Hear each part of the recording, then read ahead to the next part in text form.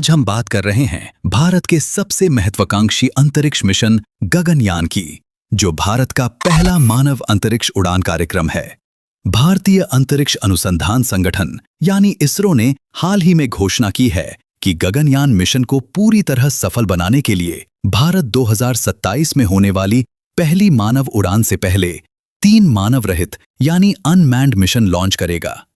ये तीनों मिशन बेहद जरूरी हैं, क्योंकि मानव अंतरिक्ष यात्रा में सुरक्षा सबसे बड़ा मुद्दा होता है।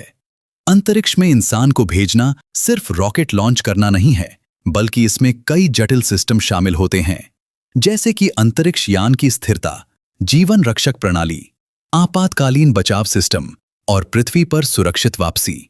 इसरो का पहला अनमैन्ड मिशन मुख्य रूप से लॉन्च व्हीकल और क्रू मॉड्यूल की बेसिक क्षमताओं को जांचेगा। इसके बाद दूसरे और तीसरे मिशन में और ज्यादा एडवांस टेस्ट होंगे, जिनमें आपातकालीन escape system, re entry system और लैंडिंग रिकवरी जैसी तकनीकों को पूरी तरह वैलिडेट किया जाएगा।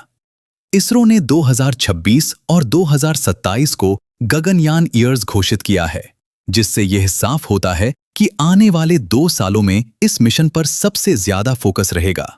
इसके साथ ही भारतीय अंतरिक्ष यात्री उम्मीदवारों की ट्रेनिंग, मिशन हार्डवेयर की टेस्टिंग और सुरक्षा मानकों की जांच तेजी से चल रही है। हाल के महीनों में इसरो ने कई महत्वपूर्ण परीक्षण भी किए हैं, जैसे कि पैराशूट ड्रॉप टेस्ट और क्रू मॉड्यूल रिकवरी सिस्टम की सफल जांच। ये सभी कदम इस बात का संकेत हैं कि भारत धीरे धीरे लेकिन मजबूती के साथ मानव अंतरिक्ष उड़ान की ओर बढ़ रहा है।